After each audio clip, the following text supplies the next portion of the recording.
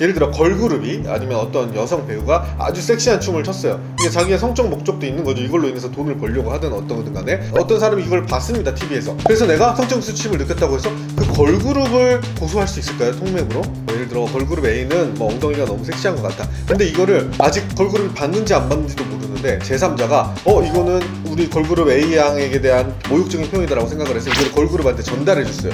그리고 나서 고소고발을 했어요. 이게 도달이라고 볼 수 있을까요? 네, 안녕하세요. 자유롭게 하변 하진규 변호사입니다. 네, 오늘은 저희가 최근에 또 받은 무죄 판결을 가지고 또 통매음의 그 도달에 관련된 이슈와 아주 의미 있는 판결이 나왔어요. 저희가 이걸 가지고 또 이야기를 해드리려고 합니다. 의뢰인 보호를 위해서 내용은 좀 각색을 할 것이고요. 어떤 커뮤니티에서 이제 예를 들어 희정이라는 이름의 여자 유저가 있었다고 합니다. 근데 한때 이분이 이슈가 됐다 그냥 사라졌는데 어떤 사람이 한창 지나서 희정이 내 사랑을 받아줘, 난 너랑 뭐 하고 싶어, 이런 식으로 글을 올린 겁니다. 그래서 이제 우리 의뢰인께서 댓글로 희정이 이미 나랑 뭐 잤다, 이런 식의 이야기를 달았는데 이거 가지고 통매음으로 고발을 당하신 거예요. 이제 제3자가 이거 보고 이거는 희정이의 성적 수치심을 느끼게끔 했고 희정이한테 이제 성적 모욕감을 준 것이다. 그래서 이게 참 우리 의뢰인은 그게 누군지도 모르고 그냥 인터넷으로 이제 고백하는 게 웃겨가지고 희정이 나랑 이미 잤다, 뭐 나랑 뭐 하고 있다, 뭐 이런 식의 내용을 달았는데 이게 마침 우연히 희정이가 있어가지고 이게 경찰에 고발이 됐고 경찰에서 기소 의견으로 올라갔고 검찰이 기소까지 해서 1심까지 갔습니다. 1심에서 이 건에 대해서 이제 도달의 이슈를 다뤘어요. 왜냐면 의뢰님이 쓴 내용은 워낙 좀 심했기 때문에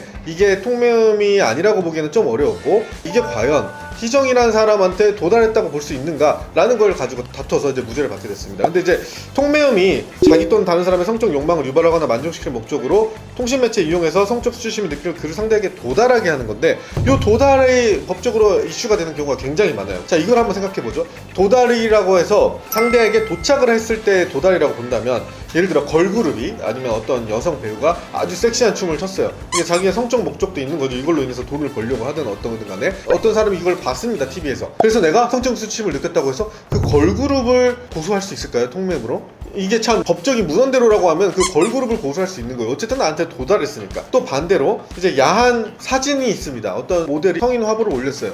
근데 이거를 내가 인터넷으로 봤어요. 이게 나한테 도달한 거로 볼 수 있을까요? 그래서 이걸 통매음으로 고소를 가능할까요? 또 마지막으로 어떤 걸그룹에 대한 글을 어떤 사람이 적었습니다. 뭐 예를 들어 걸그룹 A는 뭐 엉덩이가 너무 섹시한 것 같다. 근데 이거를 아직 걸그룹이 봤는지 안 봤는지도 모르는데 제3자가 이거는 우리 걸그룹 A 양에게 대한 모욕적인 표현이다라고 생각을 해서 이걸 걸그룹한테 전달해줬어요.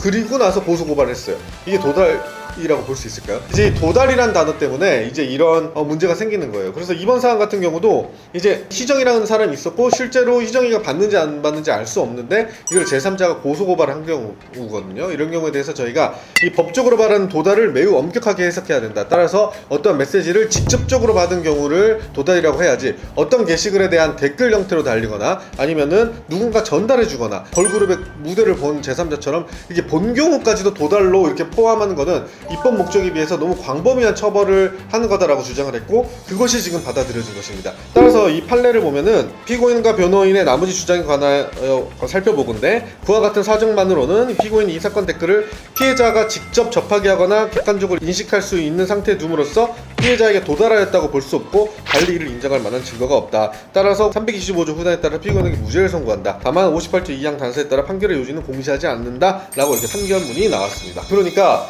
이제 만약에 통매음을 다투실 때 이거는 성적 목적도 인정될 수밖에 없고 수치심을 줄 수밖에 없는 표현이라고 한다면 마지막으로 다툴 수 있는 거가 이게 상대에게 제대로 도달했느냐를 다투는 거예요. 그래서 내가 1대1로 보내는 거면 상대한테 도달한 거는 맞지만 내가 어떤 행위를 했는데 상대가 그걸 와서 본 거라든가 아니면은 어떤 게시글에 댓글 형태로 달려서 몇 단계 거쳐서 됐다던가 아니면은 마침 우연히 같은데 이걸 누군가가 전달해줘서 됐다는 거 이런 것들은 상대에게 도달할 고의까지는 내게 있었다고 보기는 어렵거든요. 이럴 경우에는 도달이라는 부분을 다퉈서 무죄를 받아내기 위해서 한번 해볼 수 있다. 이런 점을 참고하셔가지고 표현이 세다고 너무 좌절하지 마시고 도달, 통매음은 도달이 있어야 되기 때문에 이거에 대해서 집중적으로 진행해 나가보시기 바랍니다. 이거는 좀 법리적인 부분이니까 변호사의 도움이 좀 필요하실 수가 있어요. 근데 만약에 자기가 경제적으로 어려워서 혼자 해보겠다 싶으시면은 이 영상과 또 관련된 도달 판례들 쭉 검색해 보셔가지고 하나둘씩 진행해 가보시면 되겠습니다. 네, 감사합니다.